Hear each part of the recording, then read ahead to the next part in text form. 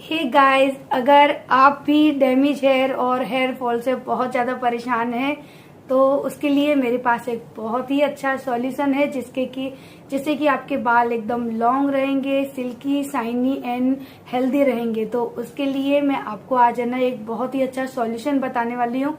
तो सबसे पहले यहाँ पर मैं यूज़ कर रही हूँ ममा अर्थ आलमंड हेयर ऑयल बूस्टर, जो इम्प्रूव करता है हमारे बालों के टेक्सचर को, हमारे बालों को हेल्दी बनाता है, शाइनिंग बनाता है। सो यहाँ पर आपको ममा अर्थ के जो ऑयल बूस्टर है उसके साथ में आपको यहाँ पे पंप मिलता है, जिस पंप से आपको 6 to 7 ड्रॉप आपके बूस्टर की लेनी है और किसी भी अनदर ऑयल के साथ आपको इसे अच्छी तरह से मिक्सअप करना है और अच्छी तरह से मिक्स करके आपको इसे अपने बालों पे अप्लाई करना है। तो सबसे अच्छी बात इनके प्रोडक्ट की ये होती है कि इनके अंदर किसी भी तरह का केमिकल नहीं होता और किसी भी तरह की कोई फ्रेग्रेंस नहीं होती, जो बालों के लिए बहुत ही ज़्यादा हेल्पफुल होता है।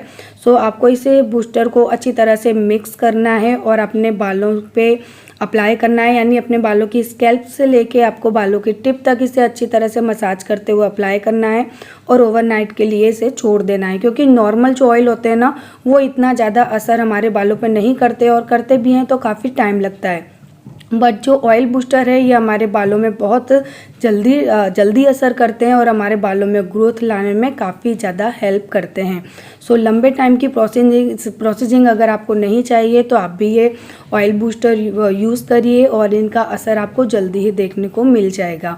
सो मैंने इसे अपने पूरे बालों पे अच्छी तरह से अप्लाई कर लिया है और अपने बालों को बांध लेना है, खुला नहीं छोड़ना है और इसे ओवरनाइट के लिए छोड़ देना है इसी तरह से। और मॉर्निंग में उठ के आप चाहें तो अपने बालों को वॉश कर लें। और ममा अर्थ के ये जो ऑयल बूस्टर हैं आपको 3 अदर इंग्रेडिएंट्स में मिल जाते हैं।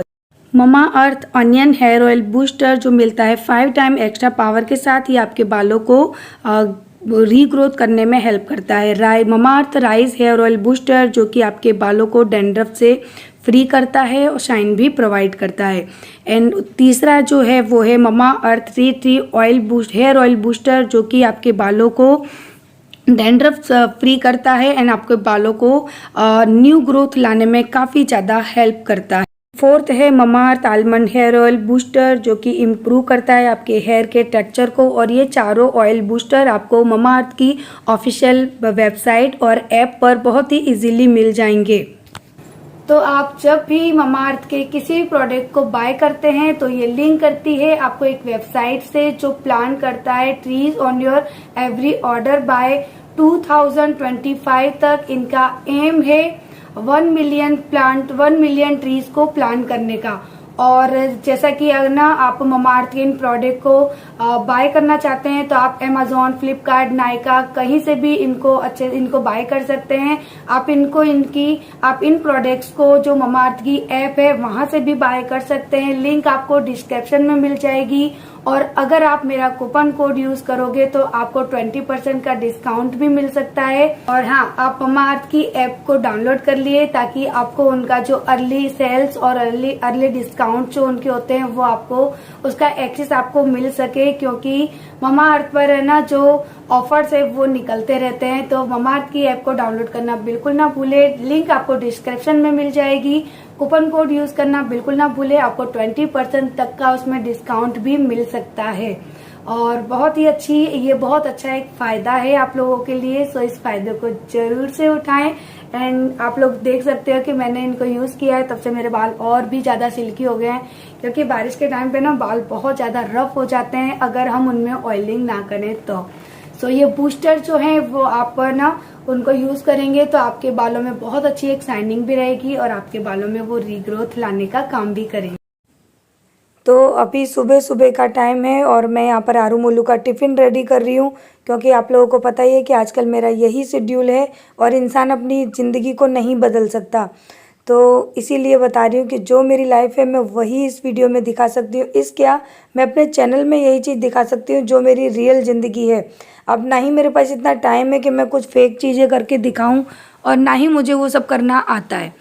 तो जो मुझे आता है वही मैं दिखाती हूँ, जो मैं करती हूँ मेरी ज़िंदगी में वही मैं आप लोगों को दिखाती हूँ, क्योंकि काफ़ी लोगों को इससे प्रॉब्लम है। एक मैडम ने तो पता है क्या कहा कि जब आपका काम ही देखना है तो फिर हम अपनी काम वाली बाई का ही काम क्यों ना देख लें। तो भैया आप लोग बड़े इंसान होंगे, पैसे वाले होंगे, जिनके घर में नौकर चाकर होंगे ये काम करने के लिए, लेकिन हम मिडिल क्लास फैमिली से बिलोंग करते हैं। तो यहाँ पर ये सारे काम हमको ही करने होते हैं। और भैया नौकर चाकर लगाने के लिए हमारे पास, सच बताऊँ, पैसे तो फिर भी भगवान ने दिए, लेकिन टाइम नहीं दिया। आलू मोलू का टिफ़िन भर रही हूँ, सब्जी रोटी सब बन गई है और अभी तो 7:30 हो रहे हैं, लेकिन मैं सोच रही हूँ जल्दी से जल्दी निकल जाऊँ। और आजकल मेरा यही शेड्यूल है, बिजी वाला। सो अभी रोटियाँ बना रही हूँ जय के लिए और मेरे लिए भी लेकर जाऊँगी खाना, क्योंकि खाली पेट रह रह के ना बहुत ज़्यादा एसिडिटी बनती है मुझे। कल मैंने रात को 1 पैकेट इनो पी, तब जाके मुझे राहत मिली और खाना भी नहीं खाया था। सो मैं काम करती हूँ, क्योंकि बात करने की फुर्सत नहीं होती है बिल्कुल भी। बंद कर लिया मुझे। रोटी तो बन गई, हल्के हल्के बर्तन सारे मैंने सिंक में पहुंचा दिए, यानी धो दिए, सिंक में नहीं पहुंचा दिए, धो के रख दिए। मोलू मिला हो गया रेडी, मोलू ने अपने आप से बाल काटे हैं, नहीं गड़ी। तो मैं अभी जा रही हूँ आरू मोलू को स्कूल छोड़ने, उसके बाद आके ये किचन विचन का काम समेटूंगी, नहीं तो बच्चे लेट हो जाएंगे। पहले इनको छोड़ के आऊँ, फिर फटाफट से काम करूँ, उसके बाद फिर मैं स्कूल जाऊंगी। सबको बाय बोल दो। बाय, हम स्कूल जा रहे हैं। चल लेट हो रहे हैं, मुझे चेंज भी करना है। तो मैं दोनों बच्चों को स्कूल छोड़ के आ चुकी हूँ, इसीलिए मैंने टी शर्ट चेंज की है। और अब मेरी बारी, अब मेरा जो रियल काम है ना वो स्टार्ट होता है, क्योंकि मेरे पास केवल 1 घंटा होता है। 7:45 बजे मैं छोड़ के आती हूँ और 8:45 बजे तक मुझे घर से निकलना होता है। तो इस 1 घंटे के अंदर मेरा ये सारा काम होता है, बर्तन करना, किचन क्लीन करना, झाड़ू पोंछा करना और बाकी के जो छोटे मोटे काम होते हैं, जैसे टिफ़िन पैक करना, अपनी वीडियो में वॉइस ओवर करना। तो ये सारे काम मुझे 1 घंटे के अंदर करना होता है, नहाना और रेडी होना। तो उस 1 घंटे के अंदर ये सारे काम करूँगी और 8:45 बजे मैं निकल जाऊँगी अपने स्कूल के लिए। तो आरू मोलू को छोड़कर आई, सीधे आके मैं किचन में आई हूँ हाथ धोकर, और उसके बाद है ना बस वही किचन की क्लीनिंग। और मैं खास कर है ना किचन को तो क्लीन करके जाती ही जाती हूँ, क्योंकि अगर मैं स्कूल से आई 2-2:30 बज जाते हैं कभी कभी तो, और मुझे किचन गंदा दिखा ना, तो फिर ये मानिए कि 1 गिलास पानी भी गले से नहीं उतरेगा और शरीर में हिम्मत होती नहीं है करने की, क्योंकि भाई परेशान हो जाते हैं।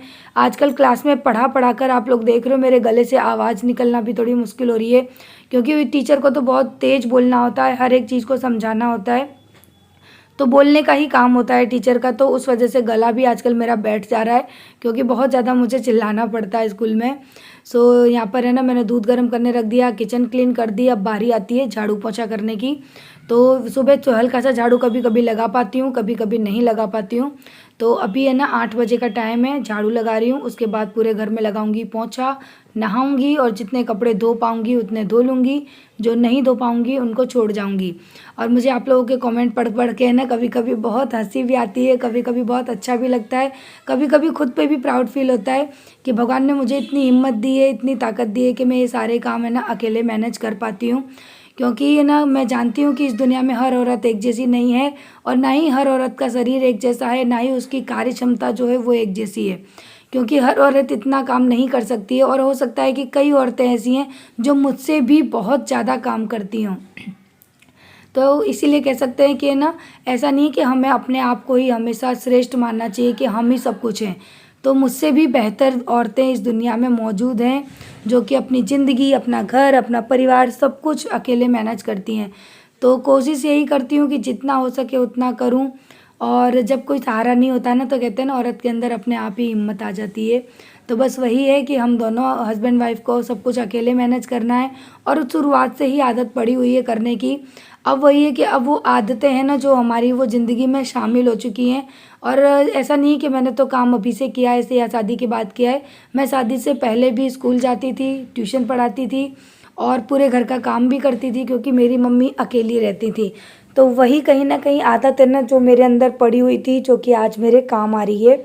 तो इंसान को कभी भी ये नहीं सोचना चाहिए अपनी लाइफ में कि हम ये चीज़ नहीं कर पाएंगे।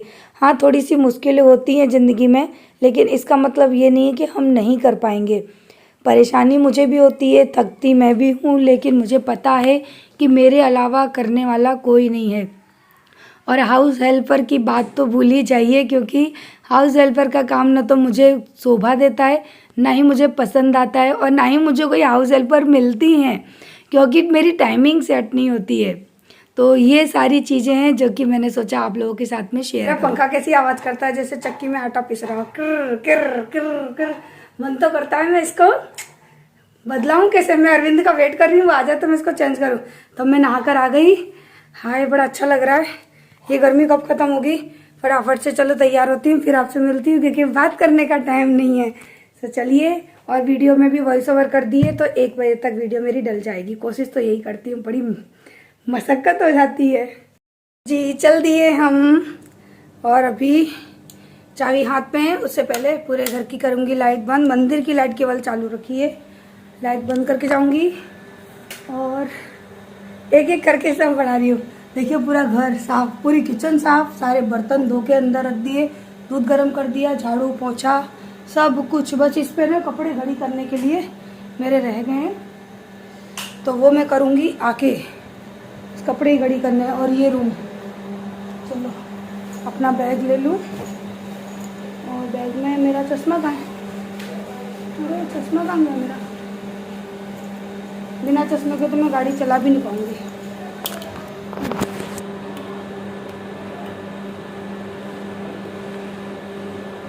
बाबा नीचे आ जाओ। आ गए, मैं जा रही इसलिए।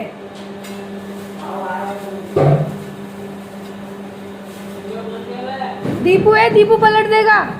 तो स्कूल से मैं आ गई और अभी बज रहे हैं शाम के 4। बस यही रूम में ऐसे ही लेटी होती वैसे। और ये रहा गेट, क्योंकि कोई ना कोई पानी वाला आता है ना, तो सोना भी चाहो, नींद भी आती है तो सो नहीं पाते।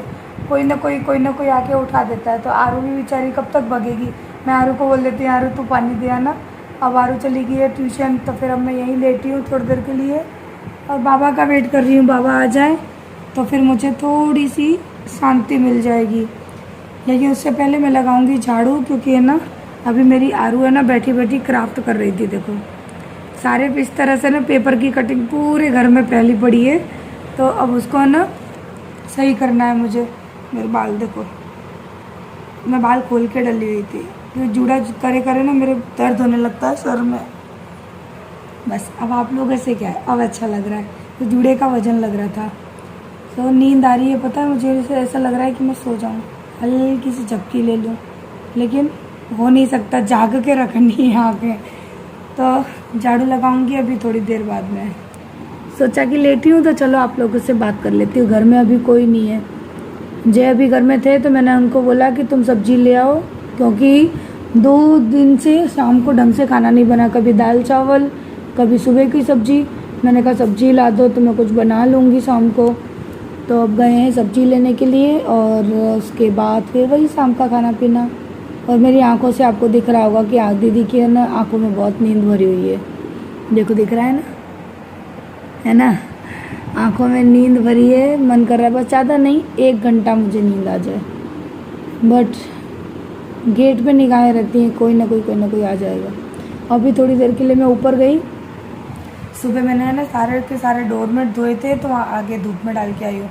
और मेरे पौधों पे ना बहुत अच्छी धूप लग रही है। देखो दिखाऊँ आपको, यहाँ से पौधे दिखाऊँ, दिख रहे हैं? वो रहे, देखो वो रहे। इतनी अच्छी धूप लग रही है ना पौधों पे कि धूप की तो टेंशन अब ख़त्म हो गई। पहले धूप नहीं आती थी, बारिश आती थी, अब धूप आती है, बारिश नहीं आती है। कोई मुझे कह रहा था कि बारिश का पानी स्टोर करके पौधों में डाल दिया करो, तो वो उतना असर नहीं करता जितना असर है ना डायरेक्ट जो बारिश होती है ना वो पौधों पे पड़ती है। उसकी एक अलग ही रौनक होती है, उसकी एक अलग ही है ना, अलग ही इफेक्ट पड़ता है उसका पौधों पे। सो चलिए, हो गया आराम, झाड़ू लगा लो, क्योंकि ये रूम और बाहर का, क्योंकि बार बार स्कूटी भी अंदर रखी मैंने स्कूल से आके, और बाइक भी अभी जय निकाल के गए तो बाहर काफ़ी मिट्टी मिट्टी हो गई है। उसको साफ करूँ। देखो कागज़ के टुकड़े दिख रहे हैं आपको, कितने सारे दिख रहे हैं। तो आराम मेरे नसीब में ना है। नींद आ रही है मुझे, बहुत तेज नींद आई है। तो चलिए उठते हैं और बालों में बक्कल लगाते हैं। ये रहा मेरा बक्कल, झाड़ू लगाती हूँ। बालों में भी तेल डालना है जो कि रह जाता है।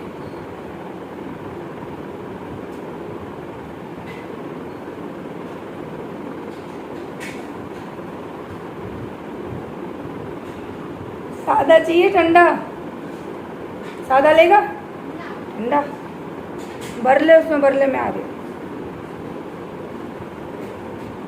बस यही चलता रहता है, सादा चाहिए ठंडा चाहिए।